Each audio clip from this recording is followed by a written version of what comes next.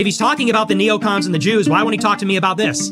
He called me out. He called me a CIA agent. This is the case that I'm making. This is the case I'm making about the CIA. This is the case I'm making about the neocons. If he'll have on Daryl Cooper to talk about Winston Churchill and Jeffrey Epstein, and he's going to call me out and make accusations against me, this is the show that Tucker and Joe Rogan need to have.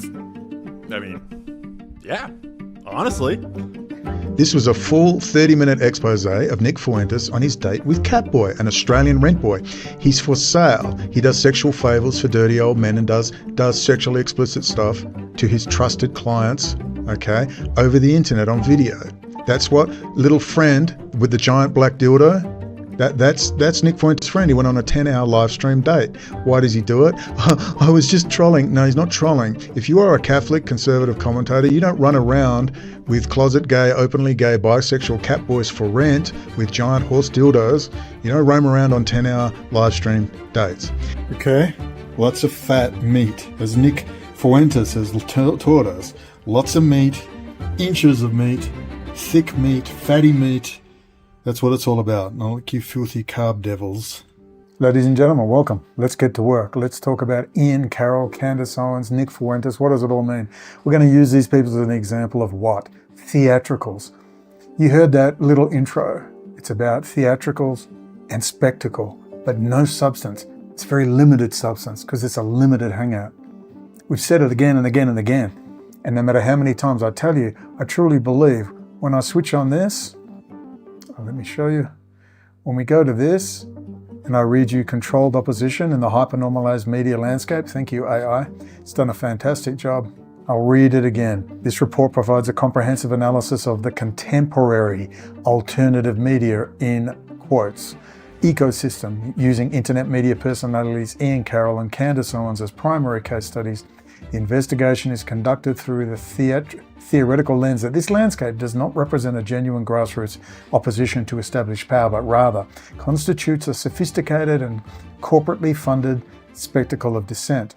This spectacle, a form of controlled opposition, is engineered to manage and contain public frustration, transforming the populace from active political participants into passive spectators of a manufactured drama. Indeed, ladies and gentlemen, indeed. There's an end game to all this. There's an end game to all this controlled release, limited release. There's an end game to kill us. And they get rid of that orange clown Trump that I'll put in JD Vance. They're all over on Rumble. Really? Who runs Rumble? Who owns it? Oh, that would be Palantir. That would be Peter Thiel. On and on and on. Susie Wiles, Chabad Lubavitch, Ari EMANUEL. Will not mention it. Nowhere in this theatrical bullshit will you hear the name Henry Kissinger mentioned. Nowhere. You serious? Let's listen to a little Ian Carroll, shall we? Ooh, scary bears. There it is. Nick Fuentes breaks containment. Will Charlie Kirk shut it down? A caller actually lied his way onto Charlie Kirk's show this last week and asked him why he won't debate Nick Fuentes. And Charlie's response was hilarious. Check this out. Conspiracy theories are dangerous. Information is the oxygen of a democracy. It's so sick we can't talk. Let's go to Nathaniel. Nathaniel, thank you so much for being a member. What's on your mind? Hi, Charlie. As a TPUSA chapter founder and president, I've seen firsthand how the tide is turning among young conservatives. I say, if you truly believe in open debate in the marketplace of ideas, will you ever be willing to debate Nick Fuentes, or will you wait until his movement forces you to adopt his talking points, as we've seen already? You know, it's funny. I personally do not give a platform to bad faith actors. And I had a whole open about this. And by the way, a really important thing is not to lie and to not bear false testimony. It's fine. I'll answer your question. You know, you said, oh, you know, I want to have a question about Turning Point events. And you obviously lied about your question. Doesn't surprise me because you have deceit. But you know what? Honestly, I'm asked that question all the time. I don't platform trolls. And I don't platform and I don't discuss people or I don't debate with people that are not good faith actors. And you debate Maoists and people who champion. They can keep on yelling at how successful we are and our big events and well over 1,000 employees. But a lot of jealousy out there. We build, they complain. We succeed, we win. they blame the Jews. Thank you. Next question. A lot of jealousy out there. A lot of jealousy. That's Now, let me show you something. Let's now switch over to Lee Levino, not Nick Fuentes. Hey, check it out, man. National security issue that America's facing right now. You know about cyber attacks? You're seeing this movie Obama made called Leave the World Behind? It's pretty wild stuff. But it's a real threat that we're facing right now, and it's kind of a problem. So I'm trying to spread awareness about it.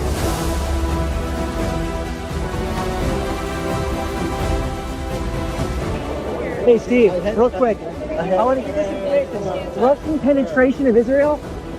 Cyber attacks are on the rise because of Russia and Israel. So I want you to look into that for me, please. Awesome, man. Appreciate it.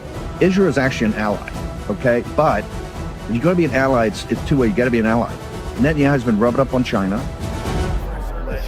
Congressman, I just had some information for you. It's some serious information about Israel working with China and all high technology being exported out of the country. So I have some information for you about Microsoft, Intel, Qualcomm. All of their R&D has been moved to Israel, and we have this rise in cyber attacks. What do you got, Chief? And is this something you could look into, possibly? Really quick, he's late for this news hit, so let's Is this something you could look into for us? My chief can do so. Okay. So you got the card there, and he's going to look into it. So appreciate that. Thank you. Let's get over here, shall we? Do you remember Nick Fuentes and Destiny? Alleged sex tape of streamer Destiny. Nick Fuentes surfaces online. Explicit video allegedly shows Destiny and Nick Fuentes in an intimate act, fueling rumors of their relationship. Oh my. What are you saying? Nick Fuentes is a closet homosexual and meth addict? Oh, come now. Come now. Is there any proof as to this? Well, you know him by the company you keep, and what can I tell you? Good old Ali Akbar, who was sucking off good old Carroll. You know him by the company you keep. All hanging with good old, remember the Jesuit, the guy that loves the Vatican and the Windsors, and the US has to go back to the crown. Good old Milo Yiannopoulos. I'm a Nazi, look at me, everybody. But this is my favourite. This is Catboy. Who remembers Catboy? If you ever wanted to nail Nick Fuentes, you would just go with Catboy. That is a Australian male prostitute who likes to wear little cat ears and has little boy and little girl Pokemon type posters with a big black dildo, and that's Nick's little friend. They went on an 8-hour date because Nick is a closet homosexual. That is why. No ifs, it wasn't trolling. That's what they are. I mean, there's so much to say. I mean, like Ian Carroll alone turns up. He gets his little start on TikTok. His parents are both like hardcore commie, hardcore leftists out of Washington, Seattle. Mary knows all about them. That's school teachers or something. Ian Carroll comes out and let him look. Here's the test. We could talk for hours about this stuff. We could watch the whole 16-minute video. What don't they talk about? None of them will talk about 9/11 and who did 9/11, but I believe they're going to start doing this. They're setting up. You've got to understand. Look, here's Lee Levino. No one can get. Mary Silver.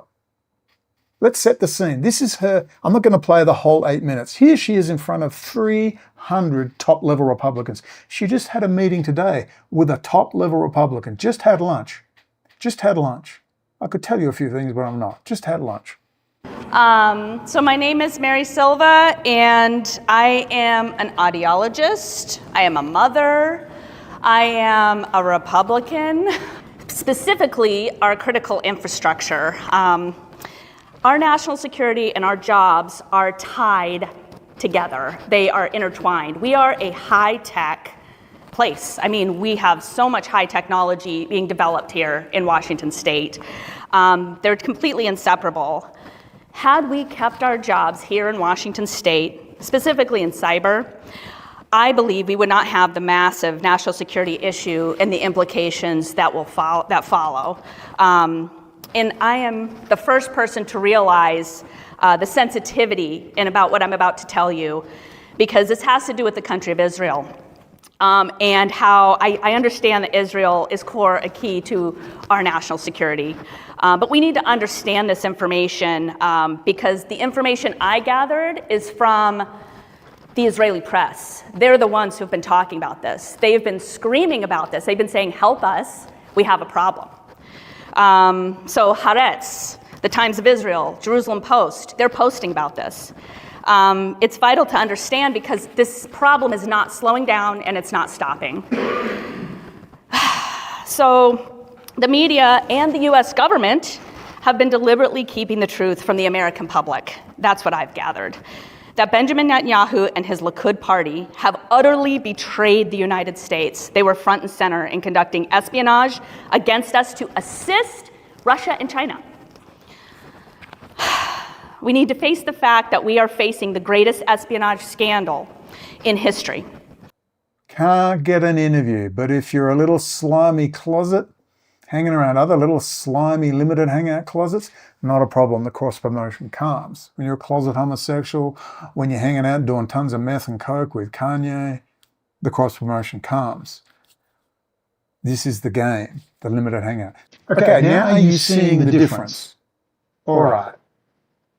I think we could watch more Ian Carroll, but they're not going to talk about 9/11. They talk about old shit like the Liberty, and it's seen 50 million websites, and suddenly everyone's gasping. But we've got to read from this. Let's read. Let's read. The Great Spectacle, analysis of controlled opposition in the hypernormalized media landscape. This analysis is informed by the work of filmmaker Adam Curtis, who posits that in an age of overwhelming complexity, those in power have constructed a simpler, quote, fake world to maintain stability, a state of hypernormalization, where everyone knows the system is failing, but can imagine no alternative. The alternative media landscape functions as a key theatrical production within this fake world. Listen, a key theatrical production within this fake world, underwritten by the very corporate structures it claims to oppose.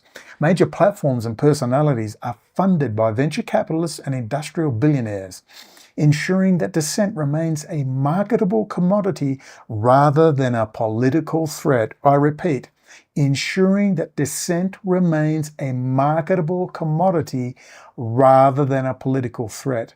This entire apparatus is further contextualized by the seamless fusion of political, corporate, and entertainment power exemplified by figures like Rahm and Ari EMANUEL, who represent the unseen architects of this political theater. I want you to imagine that for a second, please. Imagine it for a second. Now I'm cooking it. I'll put double in. That'll be double that. God, it tastes delicious. So fucking hard to get. So expensive. Will they ever mention the glaring boil on the buttocks of this elephant? Ari and Rahm EMANUEL, Henry Kissinger? Nowhere will Ian Carroll, as he mentions Tucker Carlson, who might have been in the CIA. Now he's a failed intern in the CIA. No. He doesn't talk about, gee, Tucker worked for Heinz Kissinger and Rupert Murdoch for 20 years. You notice that none of them can mention those names, and Rupert, Heinz Kissinger, the right hand of Rothschild. Have you not noticed this? Have you not noticed the depths? They might say Helium 8200 is really espionage. Hey, let's talk about Zohar Zisupel and control of all industrial controller chips into the water grid, the electrical grid, industrial controller chips, oil and gas. It's all Israeli. There's nothing that's not Israeli. And these are the limited hangout bullshit, the limited hangouts. Look at this. Look at this from good old Charles Johnson. Now, you remember Charles Johnson because Charles Johnson emailed me, and said, you're a hero of mine. Look at this, you're a hero of mine. He was going to come visit me. We were talking on Signal. Now, admittedly, I did lose my temper when he said, I want to find out who you really work for. Tell me who you really are. And I went off at him, and I was a fool. I should have had him come down to Mexico, gone out to lunch. I was a fool. But here he is. Look.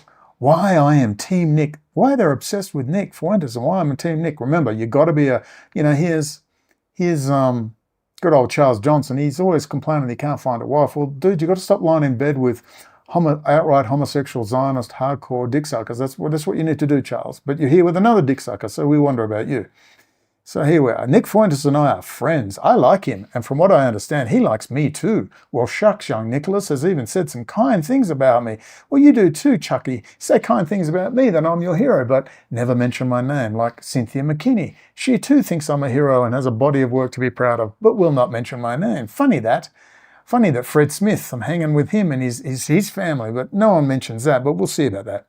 Nick and I have hung out a few times in Los Angeles and the Chicago suburbs. He's always got an open invitation at the Hotel Chuck. If ever he wants to come to DC, I'll help him build his studio. Wow! Wacky do! But God, I hate the Jews! Kill the Jews! Oh, cross-promotion. Brendan's sitting here. We got Lee Lavina. We're trying to move politically. Can't get a fucking look in. Get nothing but shit, hacking, harassment, break-ins. Isn't it funny? Isn't it funny? Staring you in the face. Let's head on over to here, shall we? Again. This report establishment 2 bookmarks for authentic systemic dissent. The first is the extensive research of political dissident Brendan Lee O'Connell, whose work details a covert campaign of Israeli high-technology espionage against the United States as a fundamental threat to Western sovereignty. His subsequent persecution and exile are presented as the system's severe immune response to a genuine threat.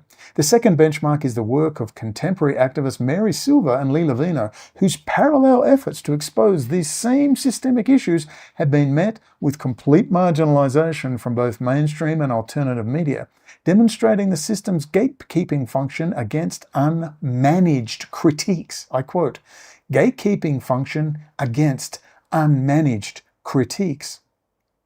Against these benchmarks, the report conducts a forensic examination of Ian Carroll and Candace Owens. Their public discourse, while framed as anti-Israel, focuses, here now listen closely, focuses on sensationalist narratives that function as a limited hangout, diverting attention from the deeper structural critiques of the O'Connell-Silver framework. Their commercial success and corporate integration stand in stark contrast to the ruin faced by O'Connell, Silver and Lavina, serving as key evidence of their managed status. Finally, the report deconstructs the strategic interactions within the alt-media landscape, the schisms, performative conflicts, I like that, performative conflicts, and curated associations as calculated maneuvers of market segmentation and audience capture.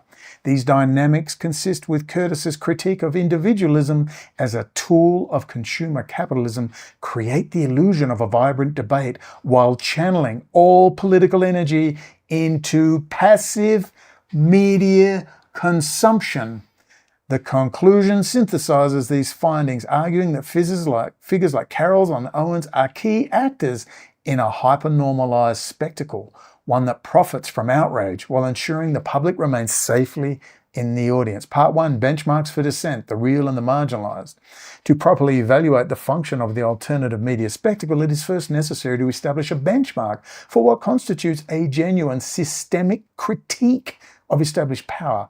This requires examining not only the content of the critique, but also the consequences faced by those who deliver it. The work and personal narratives of Brendan Lee O'Connell, Mary Silver and Lee Lavina provide 2 such benchmarks, illustrating the profound difference between a managed media personality and a marginalized political dissident. Oh, I like it.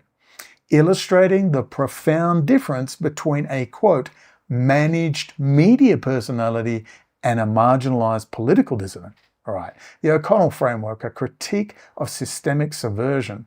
The extensive body of work and personal testimony of Brendan Lee O'Connell, detailed in a comprehensive application for refugee status, it's below, it's always linked below, with the UNHCR, moves beyond conventional political critiques to posit a fundamental covert threat to Western sovereignty rooted in high technology espionage.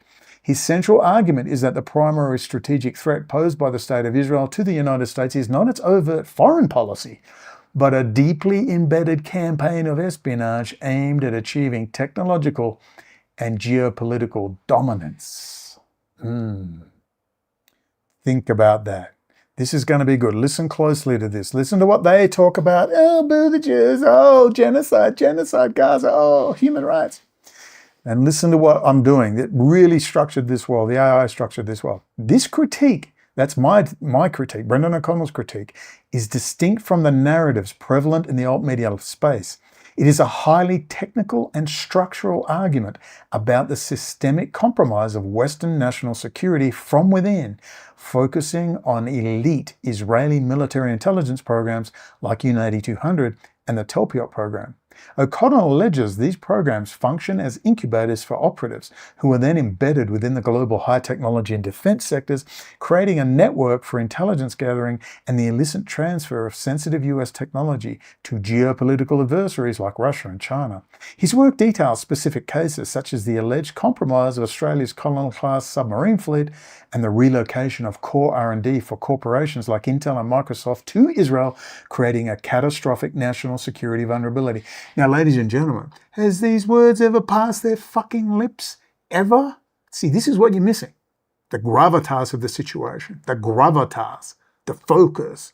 They mention anything that's in passing. Oh, you're going to die next week. Let's move on. Someone hates someone. Trannies. Someone sucks a dick. Oh, do you know that's really a man? You see the sensational bullshit and the structural analysis I'm going for. Here is the problem. Here is how we must move politically. They're about speculative performance. They're about theatre, capturing an audience, keeping attention. This is the science we face today. Social networking science. The consequences for this deep-level critique was not a lucrative media career. No, it wasn't a lucrative media career, I assure you.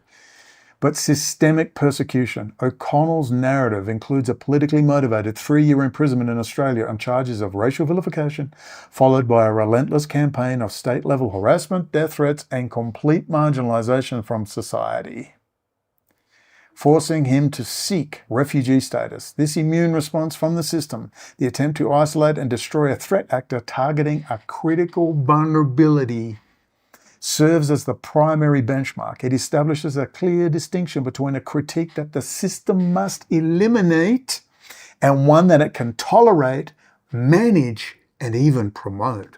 Oh, thank you, AI. Couldn't have written this better myself, even when my brain worked. So just think about this. Think about this. The Silva-Lovino framework, the marginalization of authentic activism. You remember, we're in Iran, we're doing all this incredible stuff. Can't get a look in. No one's interested.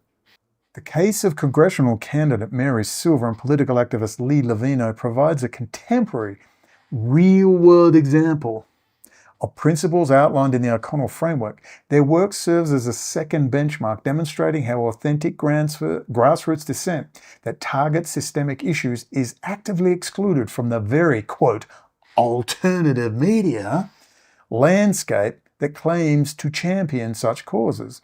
Mary Silver has made the core tenets of the O'Connell framework, Israeli high-tech espionage and the compromise of US national security, a central plank of her political platform. In a speech delivered to Republican leaders, she details these specific threats, moving far beyond generalized anti-Israel rhetoric. Boo the Jews!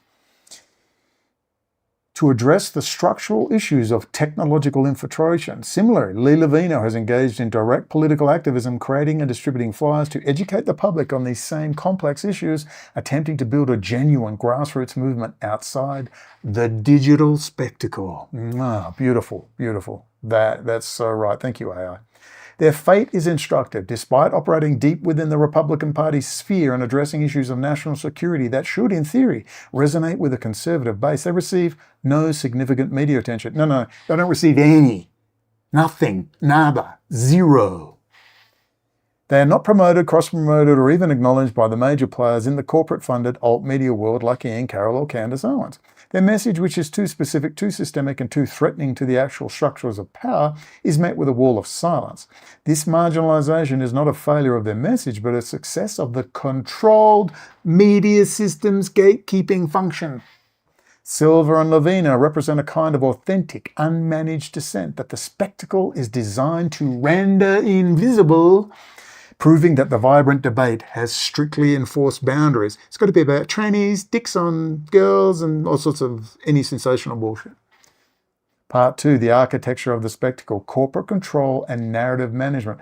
Just remember that there's videos on how a lot of these channels you really like, with millions of subscribers, are all owned by corporate entities now.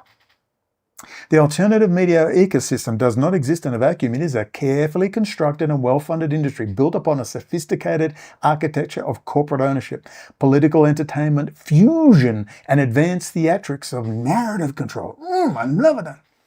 Understanding this architecture is essential to deconstructing the roles played by its most prominent actors, cross-promoted actors. the corporate underpinnings of alternative media. Contrary to its self-portrayal as a collective of independent, that's for you, Whitney, grassroots voices, the modern alt-media landscape is a corporate enterprise. The concentration of media ownership, a trend accelerated by deregulation, has created an environment where even platforms of dissent are owned and controlled by a small number of powerful conglomerates and billionaire investors.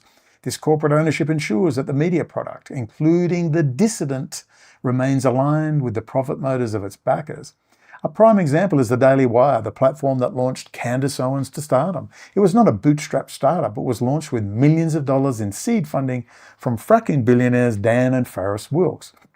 The Wilks brothers are major donors to a wide array of conservative and pro-Israel causes, embedding the Daily Wire firmly within a specific ideological and financial power structure. Similarly, Rumble, Nick's on Rumble. How many views did he get here?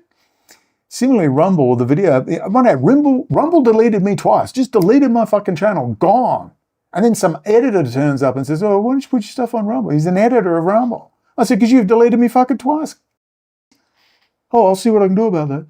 Heard nothing back. So I stuck it on again. I ended up deleting that one because I couldn't turn fucking comments off. And they said, we don't allow comments off. Oh, free speech. And they go, oh, Hitler was right, kill the Jews. So I said, I'm so sick of these fucking channels. Deleted it. I just deleted all of them. I had enough.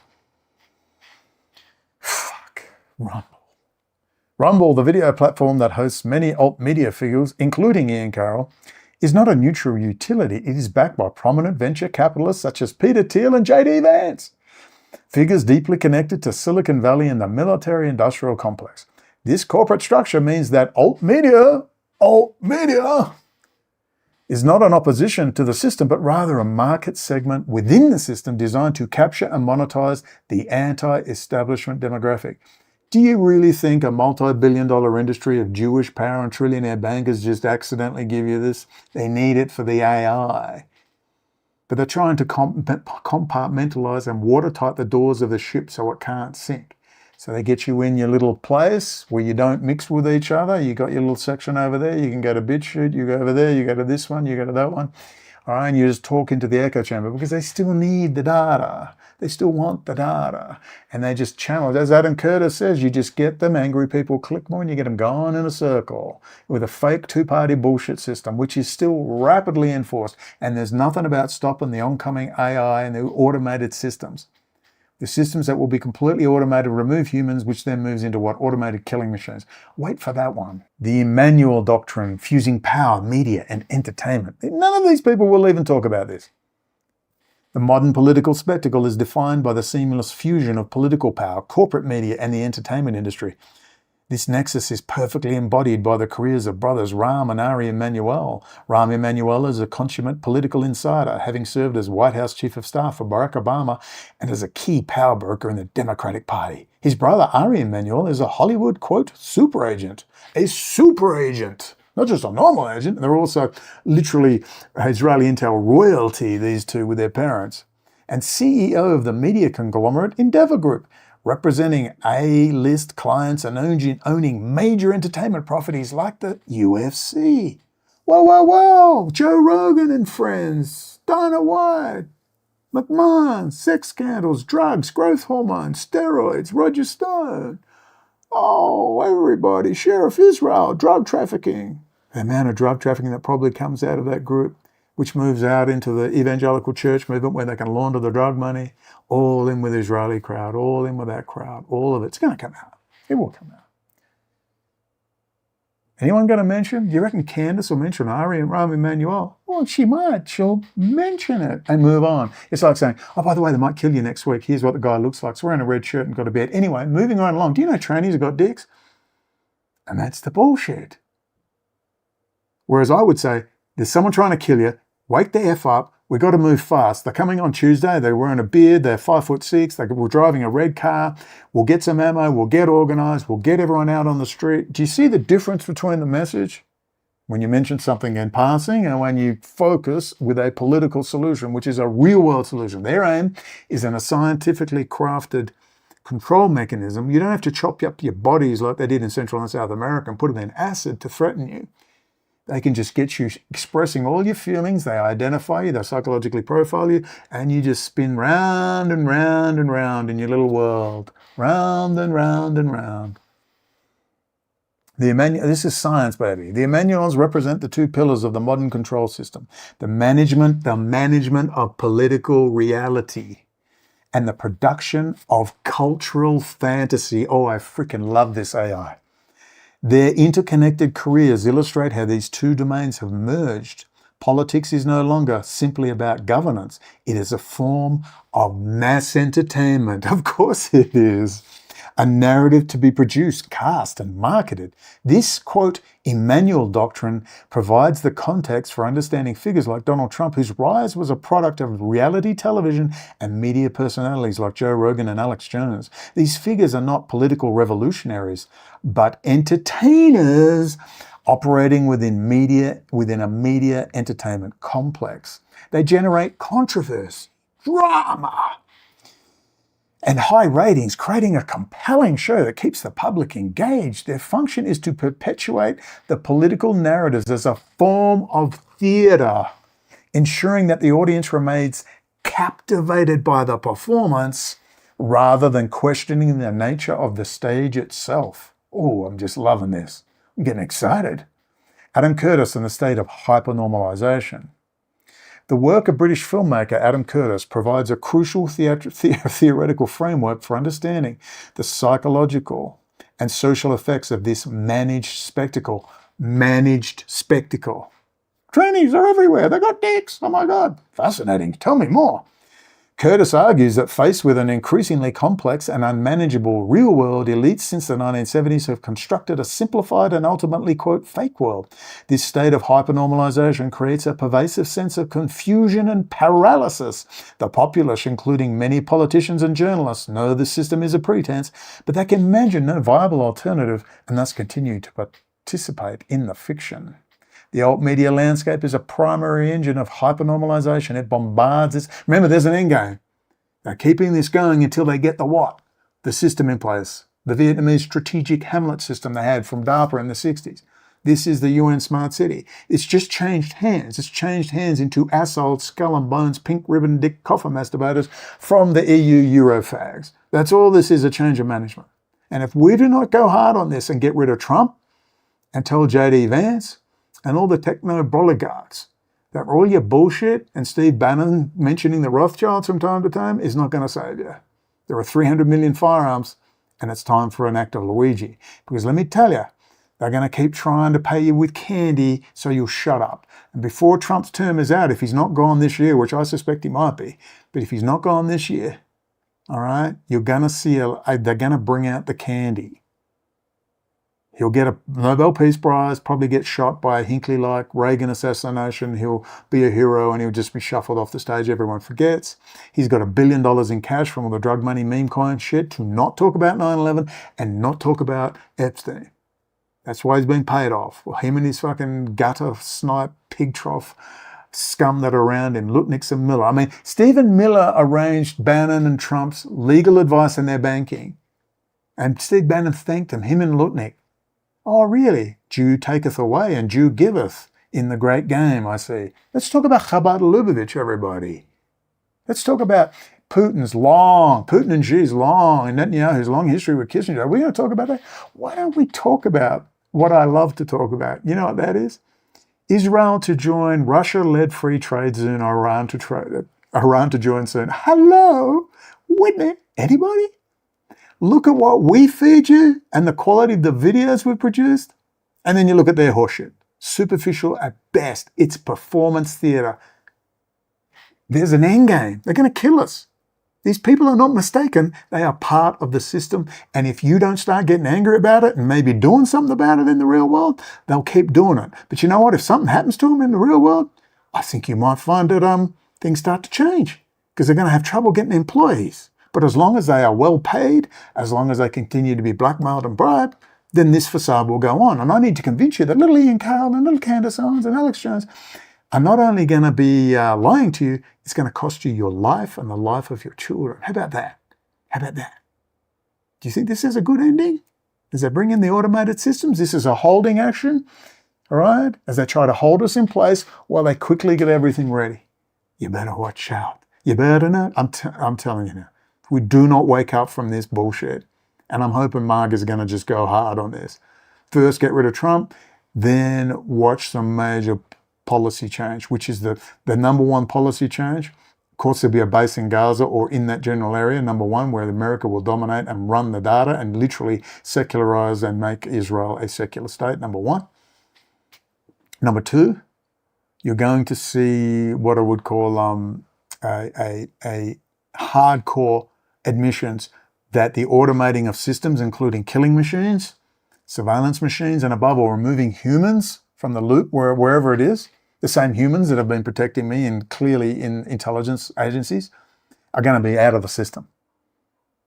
You cannot automate these systems. That's part of the Doge bullshit. Oh, we want to automate and sack and fire and get rid of people. Yeah, I also understand you want a psychological profile. Well, General Jim Jones has already done that. Let Nick Fuentes talk about Shadowgate and General Jim Jones and Patrick Berge. They never talk about real people. It's always the same bullshit, trannies, theatrical theatre, I hate you, 13-year-old schoolgirl shit. It should be blatantly obvious.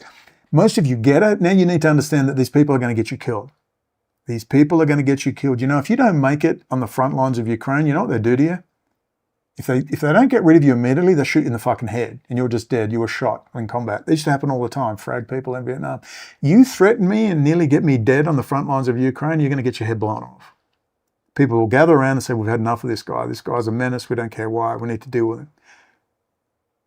Because lives are in the line. You think about it. It's Hollywood, but you don't feel it. I feel it. Bad things are going to happen if these people are allowed to continue lying with no consequences. If Alex Jones can get $25 billion of free advertising, make $25 million a year and claim to be a dissident, and you not only believe that shit, God forbid you believe it, but even when you don't do anything about it because you don't feel the danger. I feel the danger.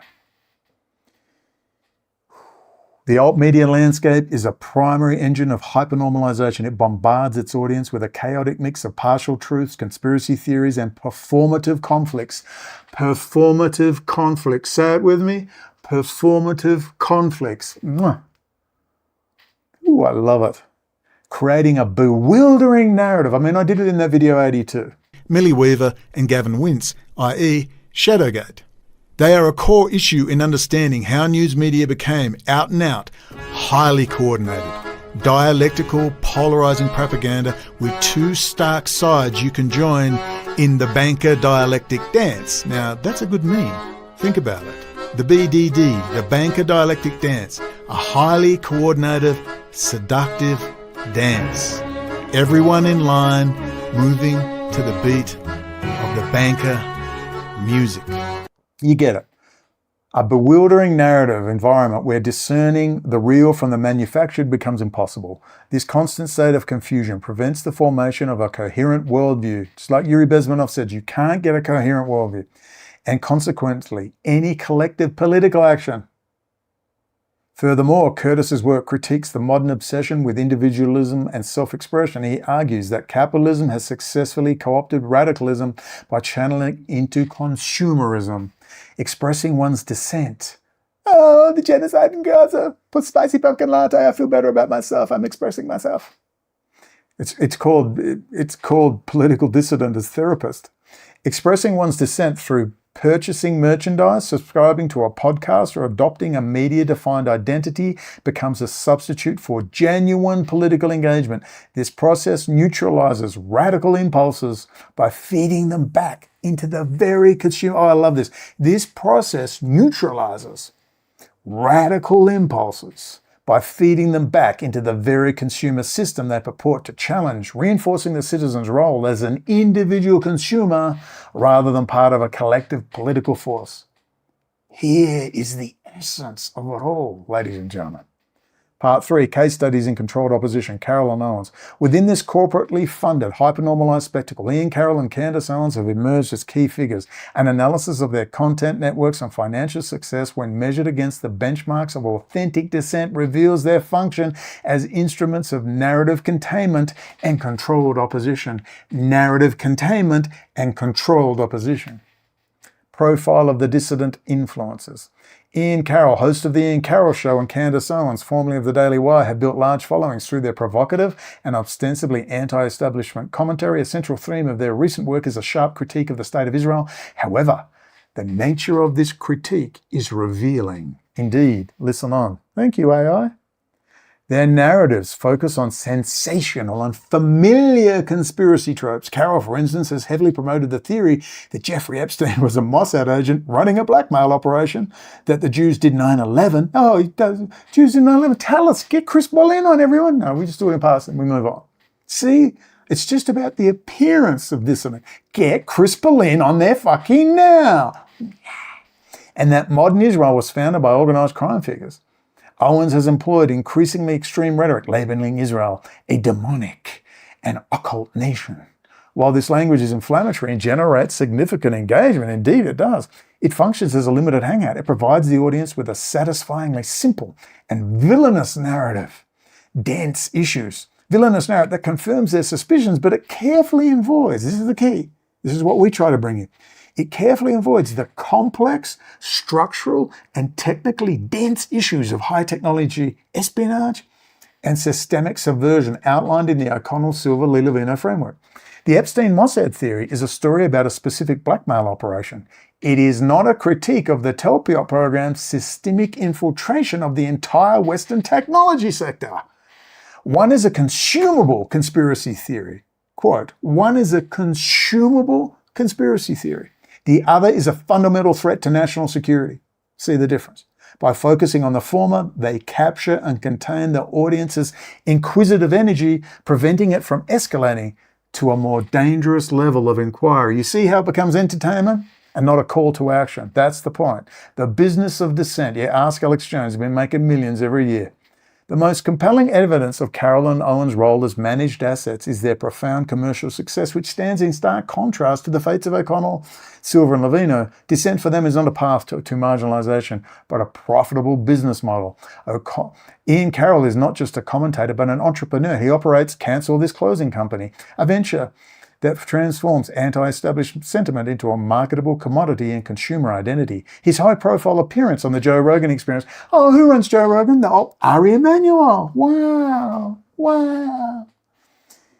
A key vector for his message was sponsored by mainstream corporations like DraftKings and ExpressVPN, indicating that this brand of dissent is viewed not as a threat, but as a valuable market demographic, obviously. Candace Owens' career follows a similar trajectory. Her rise occurred within the corporate structure of the Daily Wire, and her Blexit Foundation was bankrolled by wealthy white conservative donors and foundations. Even after her departure from the Daily Wire, she continues to operate a highly successful independent media business. This financial and professional success is the defining characteristic of controlled opposition. The system does not fund or facilitate its own destruction. I'll repeat this. A system does not fund or facilitate its own destruction.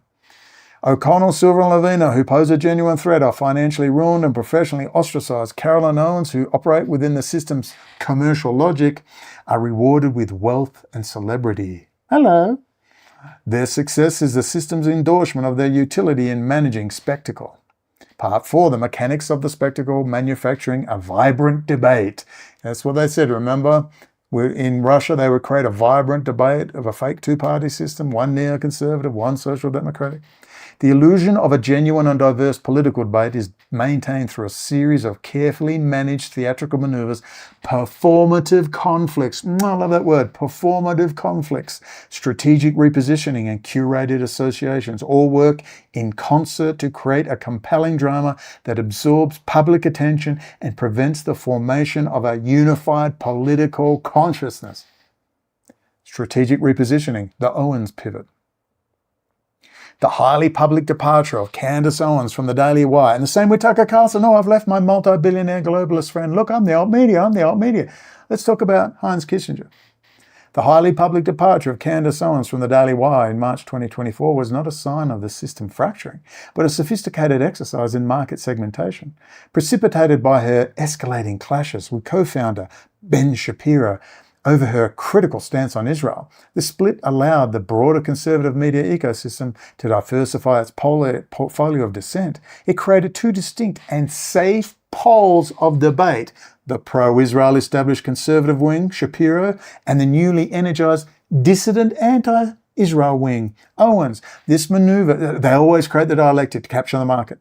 This maneuver prevents conservative consumers who are skeptical of US policy towards Israel from defecting to genuinely independent or ideologically hostile media spaces.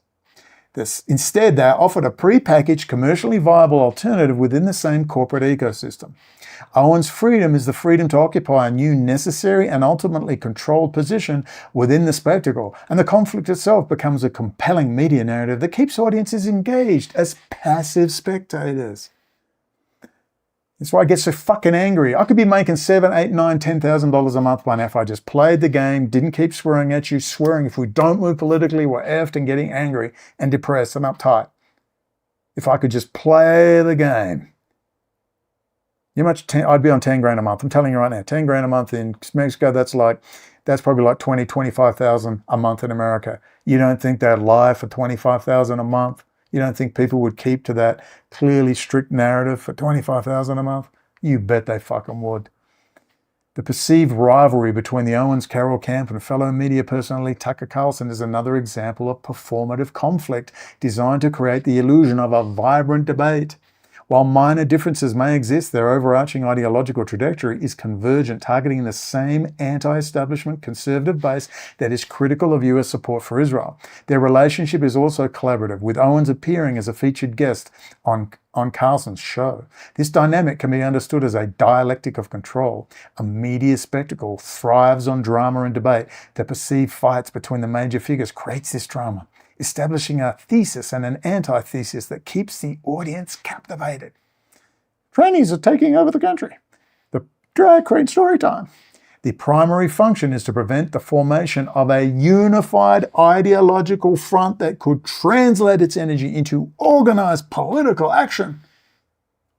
The fight itself becomes the product, transforming political energy into marketable content. Oh, I love you, AI. Defining the Overton window, the Nick Fuentes Association. The engagement of Candace Owens and her associates with Nick Fuentes, an avowed white supremacist and Holocaust denier, serves a critical function in managing the boundaries of acceptable discourse.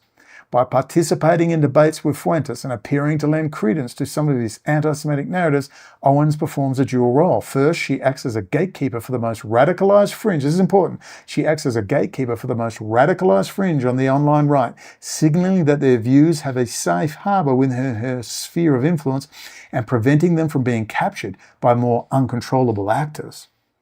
Second, remember, it's about polarization and scaring people. It's not about bringing people together. It's like fucking Mel Gibson, that piece of shit, with his Russian-Israeli hooker girlfriends and his former IDF personal security. He's going to do this. He does nothing. All these millions, he could bring people together, organize conferences, does nothing. Oh, Mel's a hero. Mel's a bullshit artist under the control of Ari EMANUEL with a major cocaine habit, and he can't keep his dick in his pants. He's a fucking joke. First, she acts as a gatekeeper. Second, this engagement shifts the Overton window by bringing an extremist like Fuentes into a debate format on a relatively mainstream platform. His views are sanitized and presented as one side of a legitimate argument. This makes the positions of Owens and Carroll appear more moderate by comparison, allowing them to capture an audience attracted to forbidden ideas but unwilling to embrace overt white supremacy. It is a strategic co-option of extremism.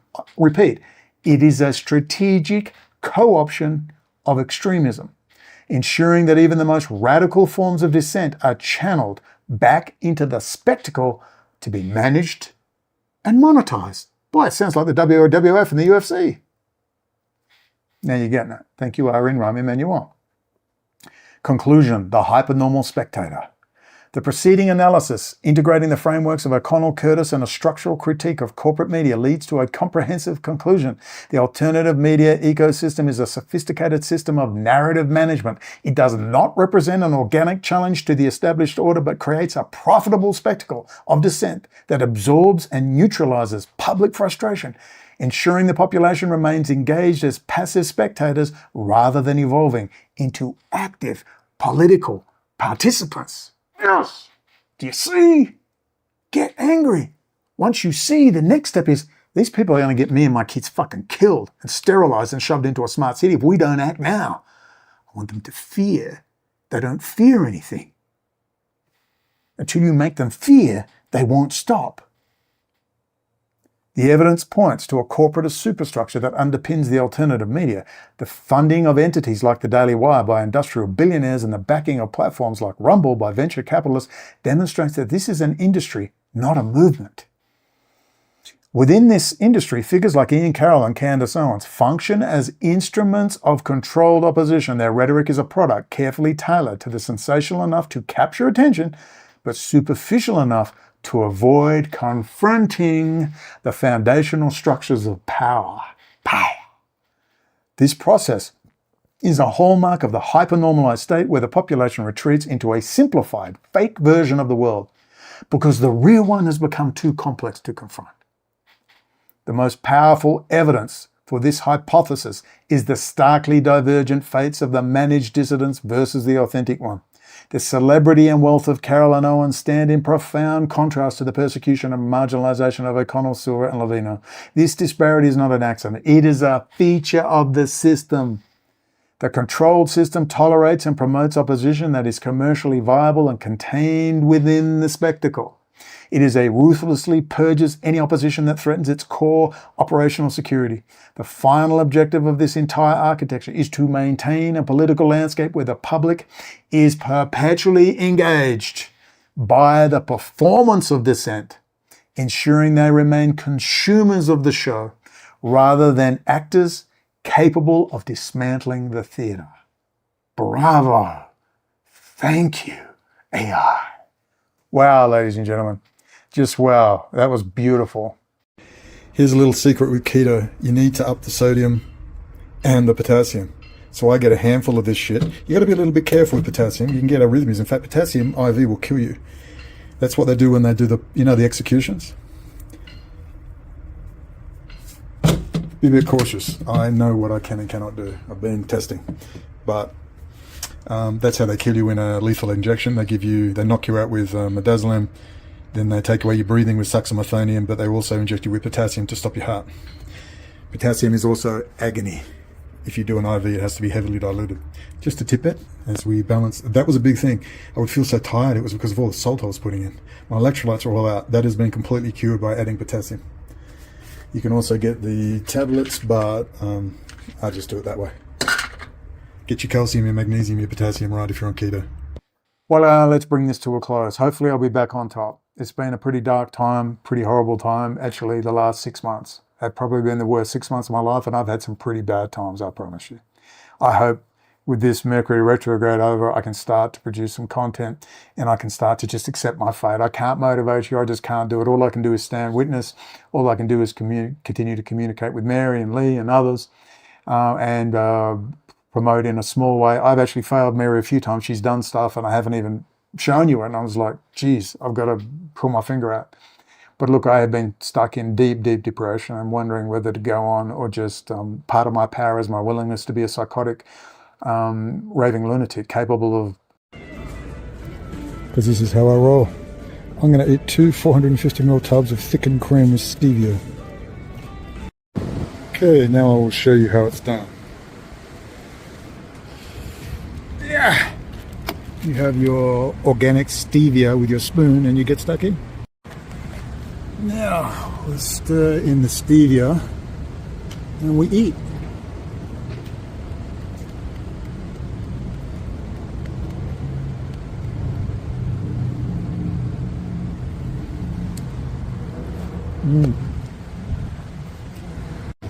Well, I'm on to the second one. Here's the other one.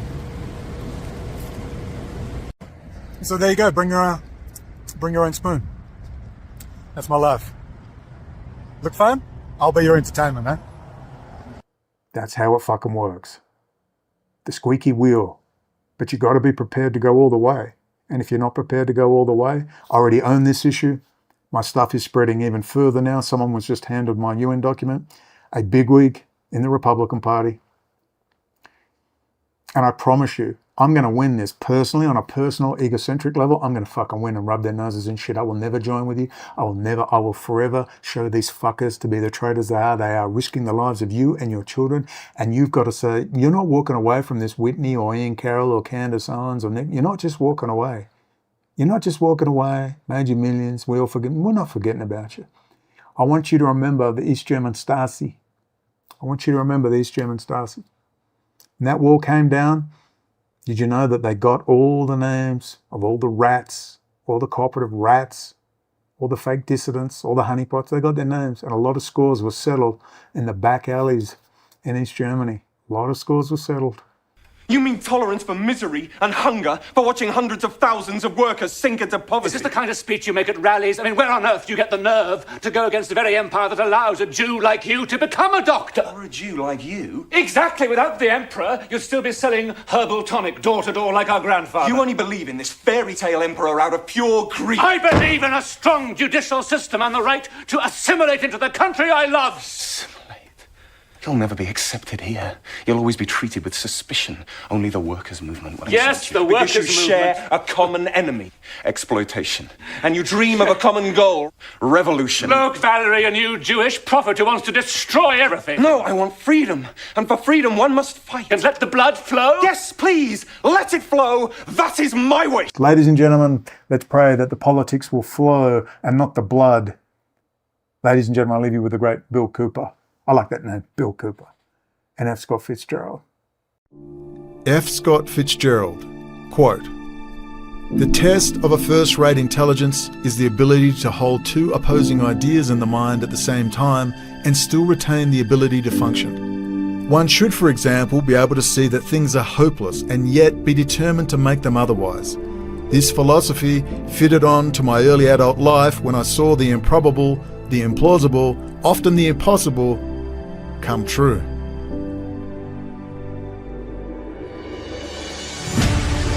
What is our common bond truly? Freedom. Freedom. Without freedom, you can't be a Christian no matter what denomination you belong to. You can't be a Buddhist. You can't own a donut shop. You can't drive from here to Oregon. You can't be an American because that's what it's all about, and it's the only thing that it's all about, nothing else. Nothing else. It's about freedom.